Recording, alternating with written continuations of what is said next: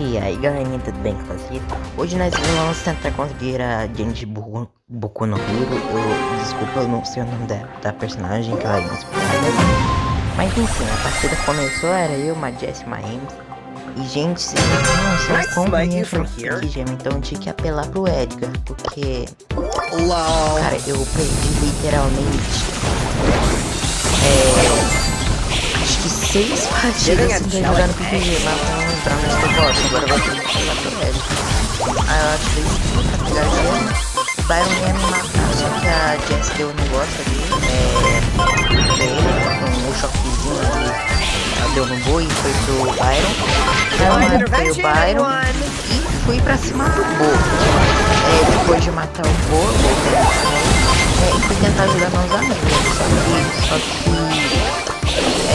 deu uma lutada ali. A DSL não conseguiu. Então morreu e o Byron veio também matou. Então ganhava, porém o Edgar, a diferença do Matheus, o Edgar pegou todas as gemas e saiu correndo. Aí eu nessa parte tava me escondendo atrás dele. Eu sabia que ele ia morrer. E aí que meu se não fosse vocês sabem, né? E aí nessa daí eu pensei que era porque só que elas eram de carga.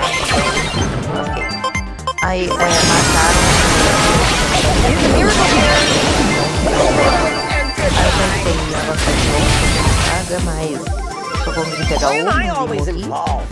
Só que o Edgar pegou minha gema e eu tive uma boa ideia de ir pra cima. Aí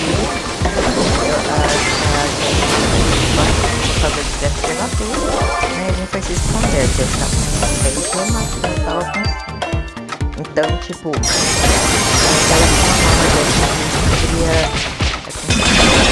mas quando eu tava fazendo a Jess, eu fiquei meio, mano, porque já até apareceu a escritazinha ali, mas a Emas pegou o negócio, né, eu me senti ligado, assim, mas eu aí a gente ganha a partida, claro, né? E aí vocês podem ver aí que eu tô comemorando, né? Bem bonitinho.